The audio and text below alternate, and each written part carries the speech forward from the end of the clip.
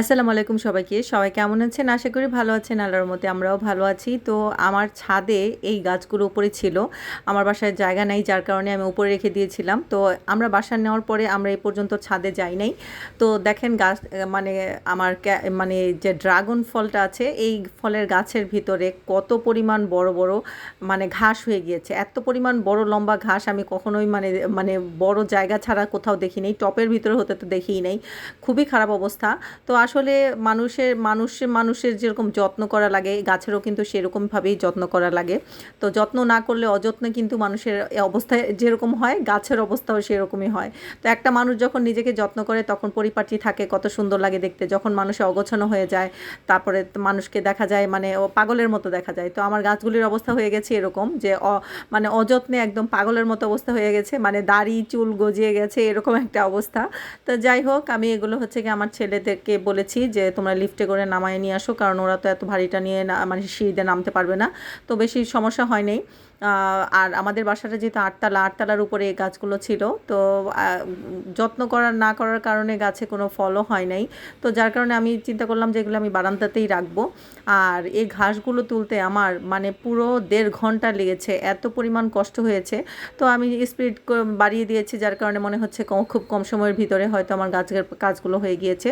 তো আমি হচ্ছে গিয়ে অনেকক্ষণ ধরে প্রায় 1.5 ঘন্টা ধরে গাছগুলোকে পরিষ্কার করেছি।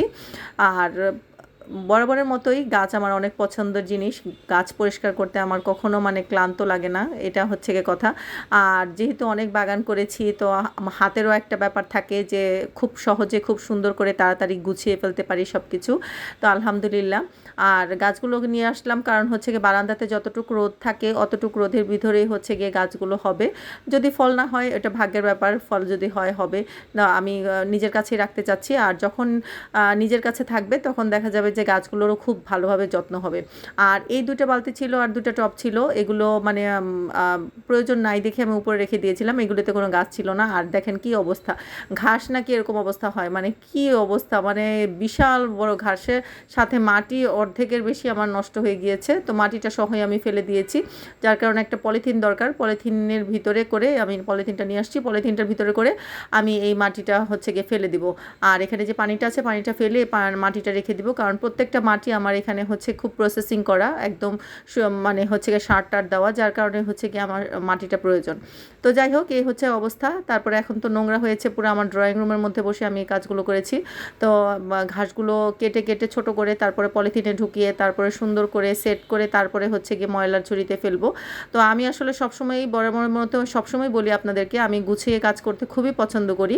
তো চেষ্টা করি সবসময় গুছিয়ে কাজ করার জন্য। আর এক হাতে কাজ করি যার কারণে আমার মানে কোনো হ্যাসেল হয় না, কোনো সমস্যা হয় না, একবারে সুন্দর মতো সব কিছু করতে পারি। তো ছোট একটা ব্লগ শেয়ার করলাম, ভালো লাগলে অবশ্যই লাইক সাপোর্ট করবেন। আল্লাহ হাফিজ।